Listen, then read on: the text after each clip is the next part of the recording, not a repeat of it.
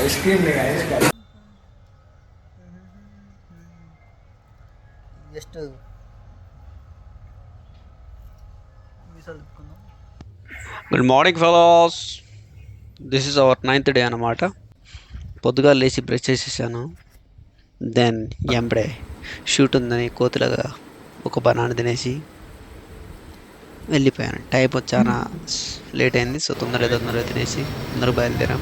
ఇంకా మరో చాయ్ కావాలంటే చాయ్ తాగేసి మంచి వ్యూ ఉండి పొద్దుగా అసలు షూట్ చేసేసాను. దెన్ 2-3 క్లిప్లు యాడ్ చేశాను.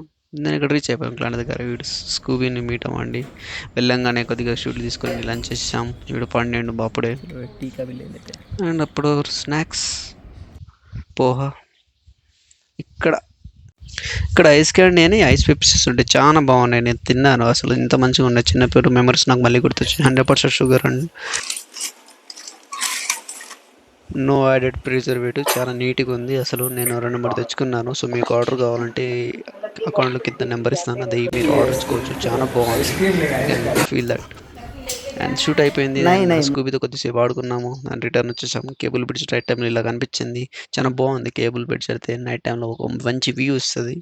అండ్ దాని తర్వాత మనం డిఎల్ఎఫ్ వెళ్దామంటే డిఎల్ఎఫ్ వెళ్ళాము. అక్కడ సేమ్ రష్ సేమ్ క్లయింట్. దాని తర్వాత మనం రూమ్కి వచ్చేసాము. వస్తున్న ప్రాసెస్లో ఇది లైటింగ్ బాగుంటుంది. ఇంకా ఎవ్రీడే చేసినట్టు మనం కుక్ చేసుకున్నాం. కొద్దిగా చికెన్ మంచిగా ఫ్రై చేసేసాము అండ్ వండేసాము.